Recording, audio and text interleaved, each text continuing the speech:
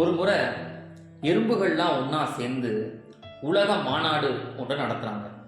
எதுக்காக அப்படின்னு கேட்டால், பெரிய விலங்கான யானை மிதிக்கிறதுனால இந்த எறும்பு கூட்டங்கள் நிறைய இறந்து போகுது, இதை தடுக்கணும் அப்படின்னு ஒரு மிகப்பெரிய அளவில் அந்த அகில எறும்புகள் மாநாடை நடத்துகிறாங்க.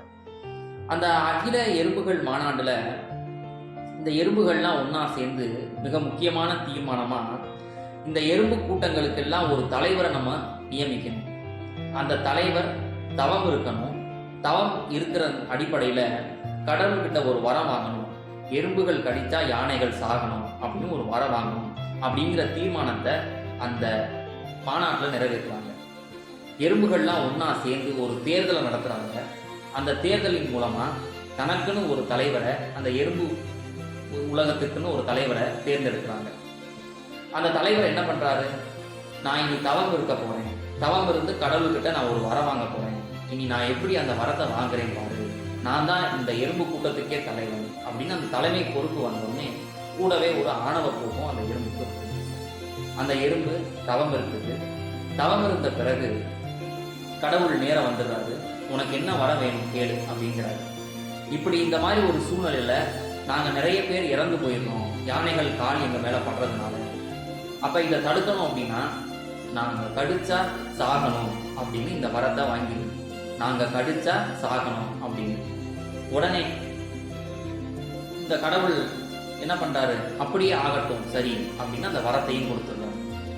இந்த தலைவர் எறும்பு என்ன பண்ணுது, உடனே இதை பரிசோதித்து பார்க்கணும் அப்படின்னு யாரை சுற்றி முற்றி பார்க்குது, யாரையும் காணும். அந்த கடவுள் தான் எதிர்த்து நிற்கிறார். கடவுளையே ஒரு கடி கடிச்சிருக்கு. கடவுள் ஒரு தலையில் ஒரு கோடை போட்டு தூக்கி போடுறாரு எறும்பு. உடனே அந்த எறும்பு கேட்குது, என்ன கடவுளே, நீங்கள் கொடுத்த வரோம், நான் கடிச்சா சாகணும் அப்படிங்கிறதான் வரோம், நீங்கள் சாகவே இல்லை அப்படின்னு கடவுளை பார்த்துட்டு கடவுள் என்ன சொல்கிறாரு, நீ கேட்ட வரம் நான் கடிச்சா சாகணும் அப்படின்னு, நீ கேட்ட வரத்தை நான் கொடுத்துட்டேன், இப்போ நீ சாக போகிற, அதுதான் நான் கடிச்சா சாகணும். அப்போ இந்த எறும்பு எப்படி அந்த வரத்தை கேட்டுக்கணும், நான் யாரை கடிக்கிறேனோ அவங்க சாகணும் அப்படின்னு அந்த வரத்தை கேட்கணும்.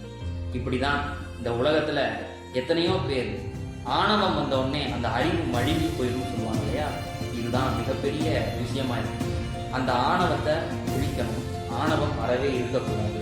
ஆணவம் இருந்தால் நம்முடைய அறிவு மழுங்கி போயிடும். எதையுமே நிதானமாக யோசிக்க தோணாது.